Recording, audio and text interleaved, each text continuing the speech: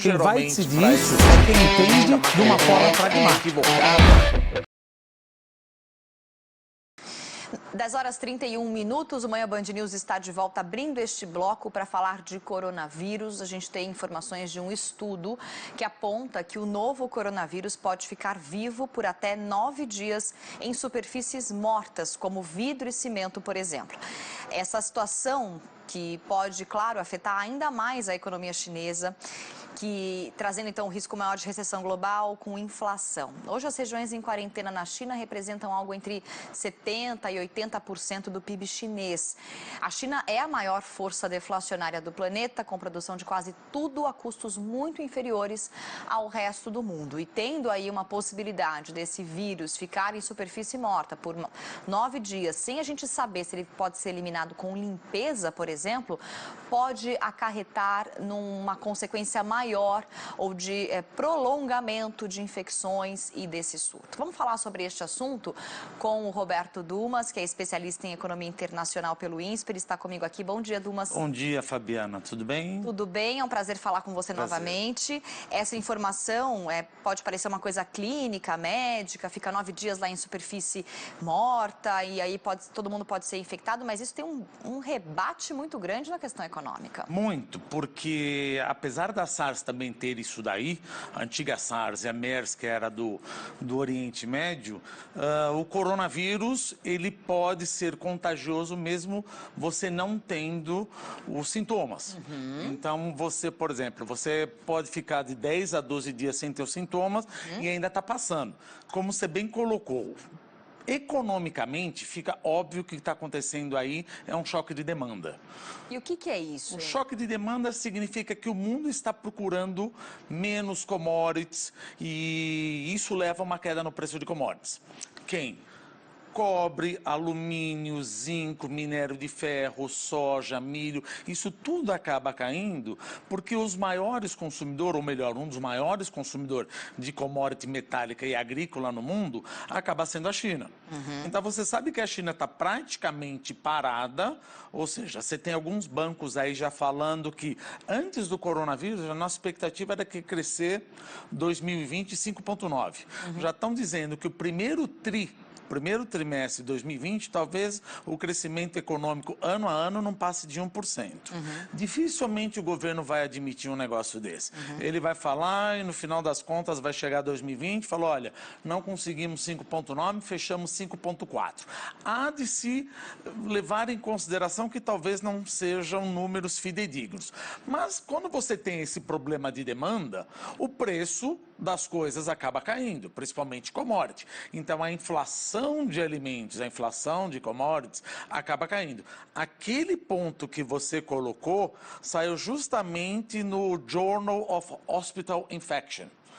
E, de novo, eu não sou médico, etc., infectologista, mas aparentemente esse vírus pode ficar 9 dias vivo em superfícies mortas. Ou seja, você pode acabar pegando. E quando você lê esse paper, você vê que os 3 cientistas ou médicos, os 3 cientistas alemães, sugerem que o melhor cuidado é a contenção.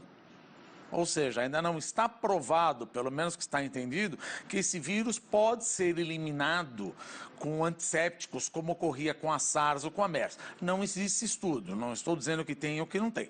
Mas os 9 dias, isso causa uma preocupação. Por que causa uma preocupação? Dado que ele falou que a melhor maneira é a contenção. Ora, se é contenção, significa que provavelmente essas províncias, essas cidades chinesas vão ter que continuar fechadas. Como você falou, 30% da população chinesa está ilhada. Sim. Estão em lockdown. Sim. 70% 80% dessas 30% das cidades aí responde o PIB chinês e mais ou menos 80% 90% responde às exportações. O que a gente quer dizer com isso? Uma bruta disrupção do supply chain, ou seja, da cadeia de suprimento para todo mundo. Que é aí que vem o terceiro ponto. Além do choque de demanda, já começa a ganhar, pelo menos para mim, uma probabilidade maior de que isso ocorra, suscite um choque de oferta. Uau. O que seria esse choque de oferta? Vamos pensar o seguinte. Como você tem várias empresas que dependem da China, por causa da supply chain, da cadeia de suprimento, e essas empresas não estão conseguindo ter acesso a esses equipamentos, esses materiais, essa matéria-prima, como aconteceu com a Hyundai, que teve que parar todas as plantas na Coreia, talvez esse choque de oferta possa trazer a possibilidade de inflação em alguns países. Por exemplo, o que seria o choque de oferta? Se você lembrar, em 2001, tivemos um choque de oferta clássico. O que foi? Foi o apagão. Quando você tem um apagão, a oferta de produto cai overnight, cai do dia para a noite. Quando você tem essa oferta, a demanda não caiu para e passo. Então, como a oferta não é por causa do preço da energia, é que eu parei de produzir, vamos supor, 20% do que eu produzia do dia para a noite. Se você continua demandando isso daí, isso ocasiona um aumento de preços. Como essa cadeia de suprimento parece que está interrompida, provavelmente vai ter produtos, principalmente eletroeletrônicos, autopeças ou peças de carro que não vão conseguir ser repostas. E aí alguém fala, ora, mas poderia-se pensar eventualmente em desenvolver uma nova cadeia de suprimento? Sim, só que isso não se faz do dia para a noite. Você não pode chegar e falar, você entendeu todas as minhas especificações, etc. Vamos pegar no Vietnã. Não, não é assim. Demora 90 dias, 120 dias para você desenvolver uma nova cadeia. O que eu quero dizer, eu acho que a possibilidade de choque de oferta é real, mas a possibilidade do choque de oferta com recessão por causa do choque de demanda e inflação começa a ganhar mais corpo agora. Bom, o que a gente está observando é que a gente está falando muito de China e de parceiros comerciais. O que a gente não pode deixar e sair do radar é que, embora o maior número de vítimas esteja na China, né, por exemplo, os brasileiros chegaram no Brasil, não tem nenhuma indicação de sintomas, nós estamos num país, num planeta muito globalizado. Né?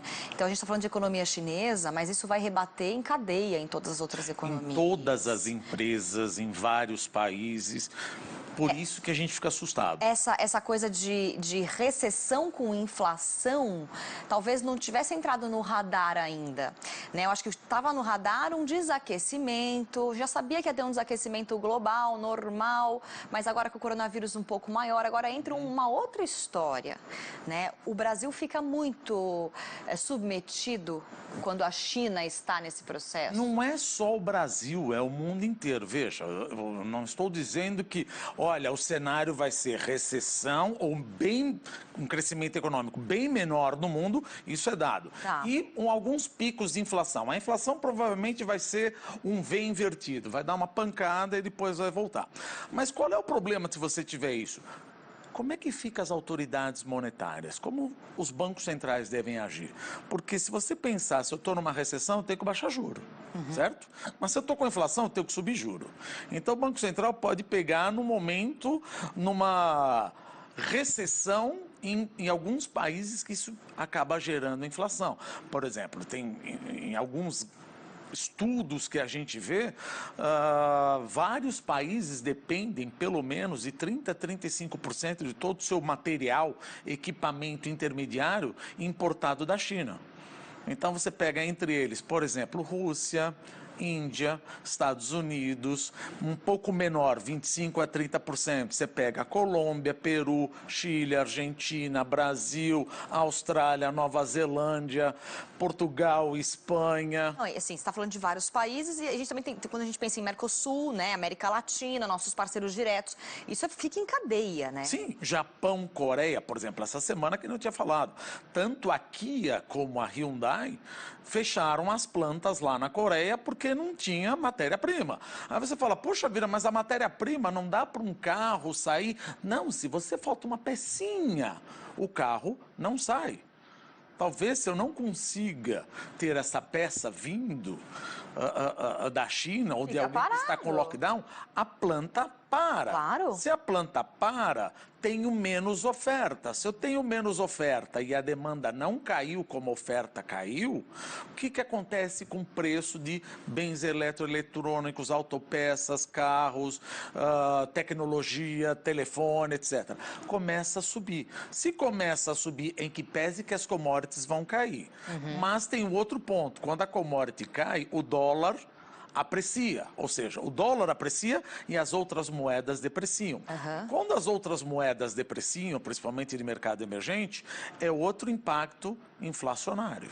Então você tem um impacto inflacionário possível, é uma probabilidade maior que vem ganhando força, que não deve agora se tirar do radar, porque eu tenho quase absoluta certeza que não está precificado isso na bolsa, pelo menos alocar uma probabilidade, e que junto a esse choque de oferta, com o impacto inflacionário, virá também maiores depreciações cambiais, que isso ocasiona outro impacto inflacionário.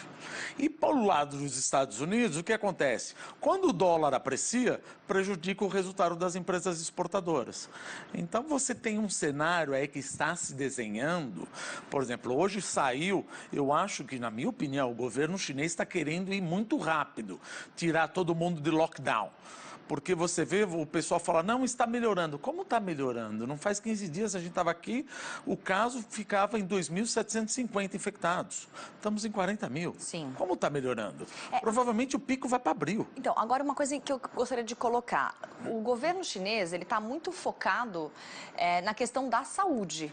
Isso, para mim, ficou bem claro. Embora queira tirar o lockdown e tudo mais, eles estão muito focados em investir e enfocar as energias e os dinheiros, digamos assim, em saúde, né? Não tem como fazer esse movimento diferente, correto? Ou tem?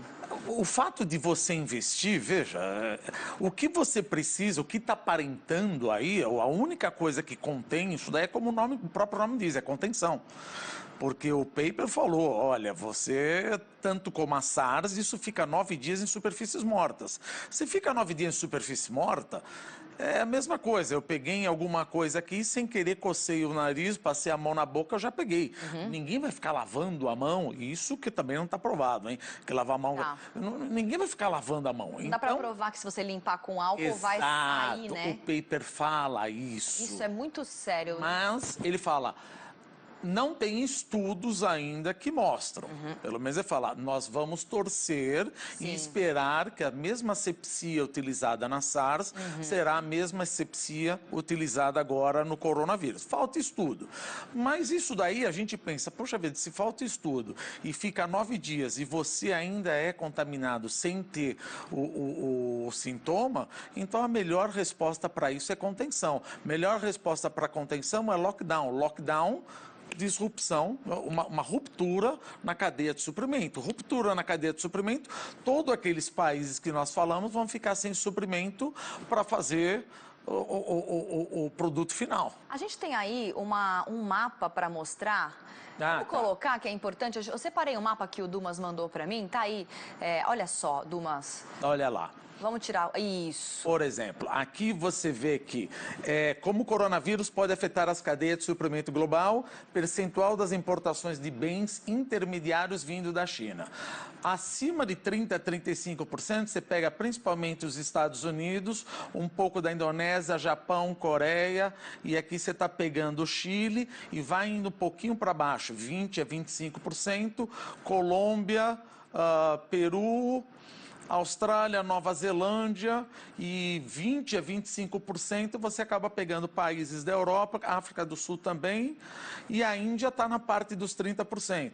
E a Rússia lá em cima, nos 20%. Você vê, olha os países que dependem de bens intermediários para fazer o produto final. Sim. Se eu tiver e descobrir, ou de fato, a única maneira de você controlar através de contenção, o período de lockdown vai aumentar.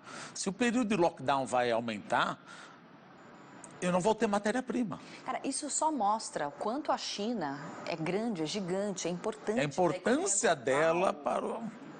E você sabe que tem outro ponto agora, que nem você havia colocado muito bem. Ela é uma força deflacionária.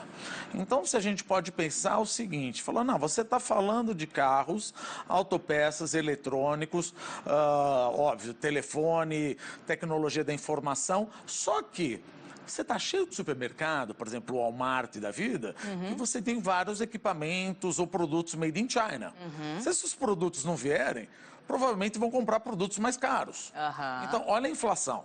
Não quero dizer que teremos um surto inflacionário. Estou querendo dizer que a inflação vai começar, se tivermos esse choque de oferta, quanto maior o tempo do lockdown, o choque de oferta mais exacerbado será. Mais exacerbado será, mais uma pressão inflacionária pode ter. E aí, as autoridades monetárias ficam com as mãos atadas, porque eu vou estar num processo de desaceleração econômica e com um choque de oferta que suscita pressões inflacionárias. Aí fica a pergunta, será que os ativos e a bolsa e o câmbio já estão levando em consideração essa probabilidade maior, não é certeira, mas essa probabilidade maior nos estudos? Você acha que os mercados estão lidando com isso de forma ingênua ou não, talvez atentando para a gravidade do problema ainda? De novo, eu vejo que não é só no Brasil. Por exemplo, eu li um pedaço de um artigo do Martin Wolf que eu adorei. O mundo está muito animado. Se por acaso for declarada a Terceira Guerra Mundial, ele falou, talvez as bolsas subam só porque a expectativa é de reconstruir o mundo novamente. Então, eu tenho quase que plena convicção que esse cenário de recessão com inflação ainda não está levado em consideração. Bom, então a gente vai ter que continuar acompanhando, mas eu agradeço a análise, Dumas, mais uma vez. Obrigado. É uma probabilidade a se levar em consideração. É um cenário que pode acontecer. Muito bem. Roberto Dumas, especialista em economia internacional pelo INSPER, mais uma vez com a gente. Dumas, obrigada. Obrigado. Boa semana e até quarta. Até quarta.